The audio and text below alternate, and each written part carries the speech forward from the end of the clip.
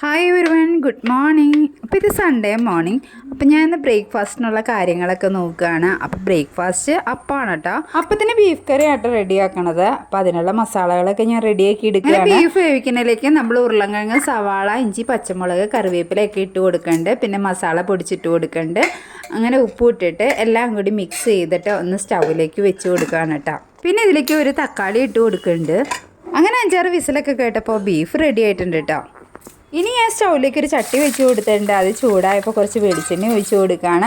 അത് ചൂടായപ്പോൾ നമ്മൾ അരിഞ്ഞ് വെച്ചിട്ടുള്ള സവാള, ഇഞ്ചി, പച്ചമുളകൊക്കെ ഇട്ട് കൊടുക്കുന്നുണ്ട് കേട്ടോ. പിന്നെ ഞാൻ കുറച്ച് മസാലയൊക്കെ കുഴച്ച് വെച്ചിട്ടുണ്ടായിരുന്നു കേട്ടോ. അത് അതിലേക്ക് ഇട്ട് കൊടുത്ത് നല്ലോണം മൂത്ത് കഴിഞ്ഞപ്പോൾ നമ്മുടെ ബീഫ് ഇട്ട് കൊടുക്കുന്നുണ്ട്. കുറച്ച് തേങ്ങ ചിരണ്ടി പിഴിഞ്ഞ് വെച്ചിട്ടുണ്ട് കേട്ടോ, ഫസ്റ്റും സെക്കൻഡും തേർഡും ഒക്കെ.